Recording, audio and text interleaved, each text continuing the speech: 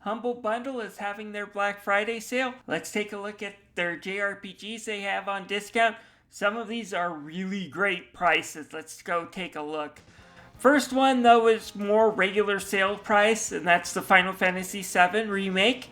Basically, I love this remake of Final Fantasy VII, at least the first part, mainly because I love how they expanded the lore, and mainly just the way Midgar looked. In the original game, Midgar could be described as one color, brown. Now it's kind of just filled with life. Yes, it's a ghetto slum and a terrible place to live, but there's life to it. You can see that the people in the slums do actually have a lifestyle and jobs and stuff like that, unlike the original game where it looked like they were just stuck in this mud pit. So I love the way it looks. The combat system is great. The expanded story is great. The way that they give Cloud a bit more personality, refined his relationship early on with Tifa and Aerith and Barrett. This is just a great remake. Now the ending of this game does give me pause to kind of worry about what Tetsuya Nomura will do with the sequels. I haven't played the sequel yet, waiting for it to come out on Steam. Can't wait for that, but this right here is a very fun game and a great experience for $35. Moving on, the next game I recommend is Final Fantasy Crisis Core. Now this is a remake of Crisis Core from the PSP, and it's also a fun game for $25, and it's interesting for the lore that it adds to the Final Fantasy VII universe. You take control of Zack Fair, a soldier in Shinra, and a new recruit towards the end of the Wutai War. When Zack's mentor Angel goes AWOL after a mission, this brings up secrets Shinra's been hiding in their weapons program and their soldier program that both Zack and Soldier First Class Sephiroth have to get to the bottom of if they're going to find where Angeal went and stop another AWOL soldier, Genesis, from causing trouble. It's not a bad game, and it's a good action game, plenty of good twists.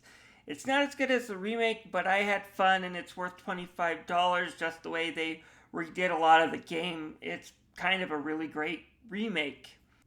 Then we have Final Fantasy XII.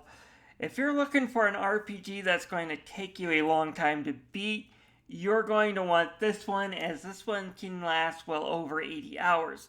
The combat system is really fun to use. It's both action as well as some turn-based and some strategy. Basically, you have these things called gambits that lets your characters automatically move and use items for you, making the customization kind of unlimited. The newer versions update the licensing system that's in the game and streamlining it, making it easier to use, at the same time making more thoughts because it limits what you can do. The world is open and vast and just fun to explore. The only crap thing is the story, which plot-wise and what they're going for wasn't bad. Having a complex story where the villain isn't necessarily evil, you could argue that he wants what's best for humanity, especially when it comes to dealing with beings who hand out WMDs to whoever will do their bidding. However, his means to that end are absolutely insane. Throw in a somewhat could have been interesting story plots with a princess who lost her kingdom, a loyal knight who's now accused of treason, and a charismatic sky pirate, and you would have had a really great JRPG. Unfortunately, all of those are thrown away so we can focus on two kids that don't matter a bit to the plot. It's still a fun game that I do recommend. Just be careful that the story does kind of lose itself sometimes and meanders a bit, mainly because the focus is on Van and Vanello's point of view when they have nothing to do 90% of the game. Oh, but you want a truly old school game? Then can I suggest Chrono Trigger? Using the late great Akira Toriyama's art style and a pretty interesting story that blends elements of Final Fantasy and Dragon Quest. Basically, the plot is, in 1999, a being named Lavos destroys the world. This, however, causes an experiment by Chrono's friend Luca in the year 1000 to malfunction and become a time machine. Chrono and his friends have to travel through different time periods to discover where Lavos came from and how to stop him. It's a short but fun little JRPG with strategy in its battles and very little grinding. Perfect game, not the best, RPG, but maybe the best on the Super Nintendo. I do highly recommend it for $7.50. Anyways, what's better than a great classic RPG? Two great RPGs in Final Fantasy X and X-2. And yes, I like X-2, although I can understand why many people's point of view is this is when the series started to slip quite a bit. Basically, in the original game, you take control of Tidus, a sports star in his home country of Zanarkand. However, when it gets attacked by a kaiju named Sin, he seems to get teleported 1,000 years in the future, where civilization is almost ruined and humanity holds on by a thread. There he has to travel with a summoner named Yuna as she quests to buy humanity a few more years by completing her pilgrimage. Final Fantasy X is a pretty fun game by doing things like making bold decision of going back completely turn-based. However, this isn't Dragon Quest turn-based. Rather, you take your turn at the moment you attack, and then you can also switch out characters on the fly as well during combat, making the battles really dynamic and require quite a bit of strategy. It's kind of a fun game, and it's one I do recommend. Final Fantasy X-2 changes things up a little bit, and I can understand why some people dislike this game. Mainly, there's a bit of a whiplash when you play this game. 10 had this really dark and moody and somber storyline. It's the end of the world, and things are going to hell in a handbasket, and just, the midway plot twist where you do find out that there is a way to save Yuna, and you find out what will happen to her if she completes her task, but at the same time it does require a sacrifice from Tidus. X-2 is completely opposite. It's silly, it's comical, it's kind of joyful, it's very brightly colored. It's more of an action comedy and friendship buddy cop movie than it is what Final Fantasy X. So I can understand just that whiplash alone why a lot of people don't like this game.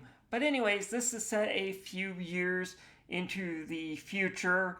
Yuna is now living her life. However, Tidus is gone due to that sacrifice he made. He disappeared right in front of her. However, Yuna finds a video clip of someone that looks like Tidus, and he's being kind of captured and tortured, and now she's on a quest to find out if he's still alive and to save him, and other things kind of come up because although Sin is gone, Vera is no longer kind of hanging on to a thread.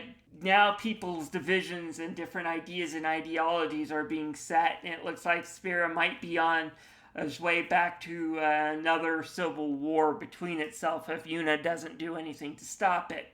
So the story's still interesting. The action and the combat have gone back to more ATB style. However, this is the fastest game style that the ATP ever produced. It's super fun. Throw in that they did the Final Fantasy V gimmick with the jobs system. This time they're called dress spheres, but you get to change them in battle, and it's a pretty fun game. I enjoyed it. I can understand why some other people don't. Moving on to Final Fantasy IX, which is available for $8.39. It's another classic Final Fantasy game. I like this because it's probably got the best characters in Final Fantasy. From the likable rogue Zidane to the childlike curiosity of Vivi, and just the fact that Steiner stomps around in this rusty armor, I do love this game. Basically, it starts off with a bunch of actors who are also thieves and cutthroats being assigned to kidnap the princess of this one country. Things go slightly amiss when it looks like the princess was actually sneaking out to meet the person who hired the thieves to kidnap her in the first place, and then things kind of just spiral out of control from there. What I think makes this game so memorable is we had Final Fantasy 7 and 8 beforehand, which both Cloud and Squall could be a bit taciturn, could be a bit introverted, could be a bit emo. And then we have Zidane here, who is completely 180 from those two. He's an open book. He likes to help people. He's cheerful most of the time. He wears his emotions on his sleeves. He's an honest person despite being a thief. And he's just a really fun character to be with. I enjoyed this game well worth $8.39. But if you're looking for something even more old school, the Pixel Perfect remasters are on sale. If I had to only choose one game to get from that, I would probably say get Final Fantasy VI for $13.49. This one's a really great game. The story's a bit of a hodgepodge. You never have one main protagonist as it switches between these group of characters who are out to bring down this emperor and this clown, literal clown named Kefka, who is probably one of the biggest jerks you'll meet in a JRPG. This game's just kind of fun though. The combat, the different characters all have moves, the ability to equip these espers and to learn magic makes it a really great game and well worth $13.49. With that said, if you're looking for a lot of games in your collection and the biggest bang for your buck, then may I recommend Mega Man Battle Network Collection. It's the most expensive game on this list for $30, but you'll get 5 really great JRPGs for the Game Boy Advance, plus Mega Man Battle Network 4. In these games, you take control of 10-year-old Land Hikari and his digital assistant Mega Man. When computer problems hampers Land's progress in the real world, he sends Mega Man in to fix the problems and delete the viruses in the system. The game does require some puzzle solving plus deck building, as viruses Mega Man deletes becomes chips that he can add to his deck to give him stronger attacks. Chips that are the same or have the same letter can be added simultaneously, making you think about what you put in your deck. Sometimes chips that combo better are more helpful than the chips with powerful attacks. They're all good games with the exception of 4 and worth really getting into, and I just love the way this whole collection was designed. The fact that you have the voice actor for the English dub from the Mega Man NT Warrior doing the voice of Mega Man again as this net navy that helps you through the different menu screens, plus some power-ups and missing features from the US releases of these games really make these collections worth getting, and you'll get both collections, all 6 games for $30. I call that a steal. Then, if I'd have to say what's the best game I'd recommend on this list, I would say Tales of Vesperia for $9.99. If you haven't tried the Tales franchise, this is a great game to get into it. What impressed me about this game is Yuri is not your typical JRPG anime protagonist.